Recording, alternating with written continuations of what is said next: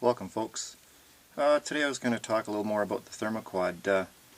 Doing some head scratching last little while, and I thought I would talk a little bit about folks who have installed high performance camshafts in their engines, you know, the ones with high lift, high duration, and they seem to have a lot of trouble getting them to idle down. There's several ways that different people have approached this in order to get the carb to idle properly. Number one that you've probably seen somewhere, whether it's a friend or on the internet, pictures, whatever. They'll drill a hole in here into the primary throttle shafts, and that's for carburetors that aren't designed to handle the extra air bypass in order to get the throttle plates to close down. At a normal, say we didn't have that high performance camshaft, for instance, the throttle plates would barely be open, the primary throttle plates. Naturally, the secondary plates are usually closed at idle. So it's not exactly set up. I don't have the rest of the carburetor assembled here, but it just give you an idea of what's going on. Normally, when you have just a regular factory stock engine, these ports here will be exposed, looking similar to what you see here. What you have here is showing is the idle transfer slot. That there's actually in your idle circuit, it mixes a little bit of air with the fuel that comes in and over the idle circuit and then down into here, into this slot here. It's underneath a gasket. You probably won't see it if it's assembled or if you have the gasket laying on top, but it eventually connects through here through the phenolic fuel bowl, and it hits about here, goes along this slot here and down into this hole. It's a dead-ended hole. That's the one that feeds the fuel-air mixture in your idle circuit to provide idle at your idle mixture screw and the idle transfer slot. Just to give you an idea what's going on. At the bottom there, I've cranked the idle mixture screws in all the way so they protrude into the bore so you can see the location. So hopefully that'll pick up on your video. My video, your TV screen or monitor screen. But for a stock engine, there's already a provision without having to go this whole route. You wouldn't need it on a stock cam anyway, but there is already a provision for idle bypass air right here. Got a little skewer, piece of bamboo. It's a hole that goes all the way through here. It's in a different passageway beside the one I was just showing you here. And on the back side, this is the manifold, intake manifold side. It comes through here, and you can see a channel that goes from that hole, and it comes out here near where the excuse me, the idle mixture screw is. That's the hole that's in there already. The diameter of that hole is probably the proper size for a regular stock engine. Just give you an idea with the gasket in place. We're upside down here, and this is the throttle body, or base plate as some may call it. That's bolted onto the intake manifold. I just got a piece of plastic here to simulate a gasket. And right in here you can see the channel where the bypass air comes below the throttle plates there, butterflies if you will. And I'll do the same for the other side as well, just to show you what the top side is. Mind you, see with having the fuel bowl out of the way, you can see what's going on, but I've got that poked through on that bypass there.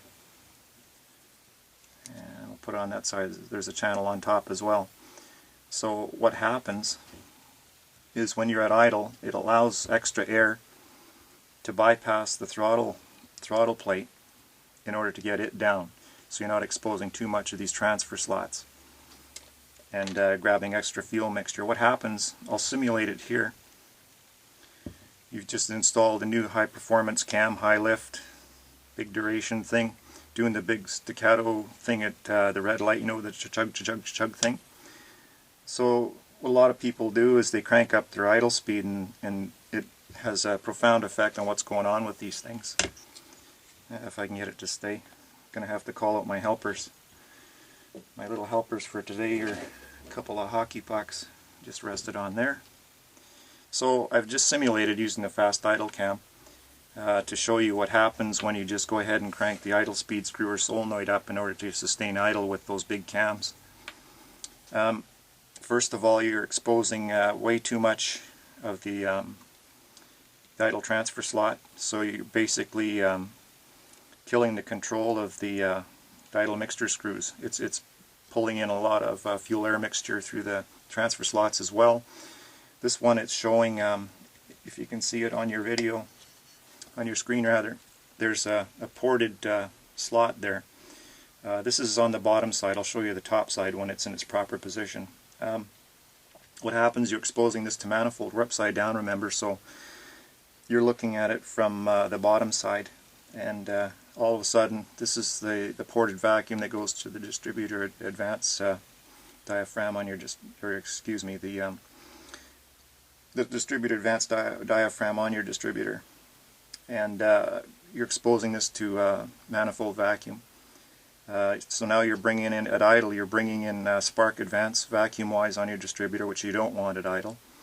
And also for the folks that still have EGR plumbing on their system, there will be a slot very similar to this on the other side.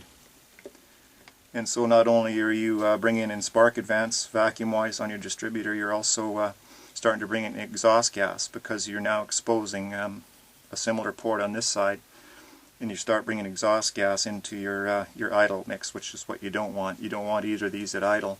They should only be running at the mid-cruise position anyway. And if you go full throttle on it, the vacuum signal on those two drops anyway, and it drops off on your idle transfer and your idle mixture screws as well when you're on full throttle. So in order to get that down, like I was mentioning before, they drill holes in the butterfly valves and to get some bypass air in there. Now with this already in this particular model, I was thinking that if I had the situation where I installed a big cam in my engine and I didn't want to drill throttle shafts or play with distributor timing to bring the idle speed down to close these butterflies up a bit for a better idle position, as I would start to look at these holes, these bypass holes here. Like I say, they go all the way through. They're covered with gaskets on both sides when they're installed. So first thing you could do is probably start enlarging this hole. Go up a 32nd of an inch in your drill size. It appears that there's plenty of material there to play with. Take a look at if you're going to do it, make sure that you don't run into any other channels or anything like that to do with the idle mixture or a bolt hole or something. If you do take out the idle mixture screws, make sure you're not going to damage them in case something goes wrong. But you could start by enlarging these holes here to get extra bypass air in there, and then you can close your throttle plates down on the primary side to get a better idle and not expose the vacuum advance or the EGR if you have that. But even if you didn't have vacuum advance on your distributor or EGR running on your particular engine installment, then you would still have to deal with the idle transfer slots anyway, so there's always something you have to do when you put a big breathing cam in your engine.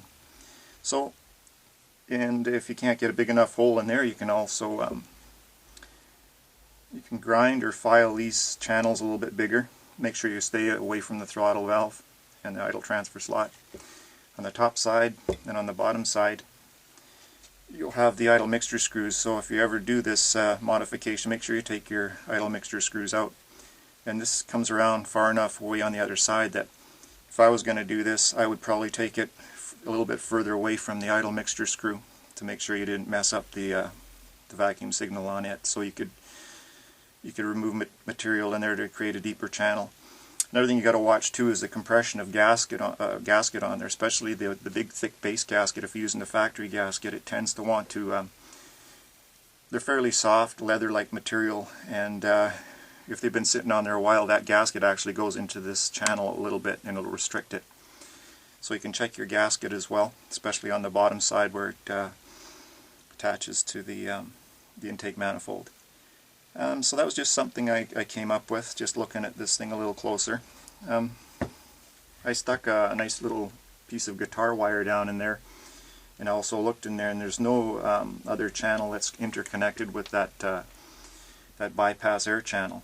So now you have another option if it shows itself on your particular Thermoquad. Just thought I'd share that with you and see if that might work in your particular situation. Otherwise, you can either play with the timing on your distributor, drill holes in here, or you can do it this method that I just sort of came across. Maybe someone's already done it, I don't know. But anyways, just a little bit of food for thought for today. So take care and have a nice day. Bye for now.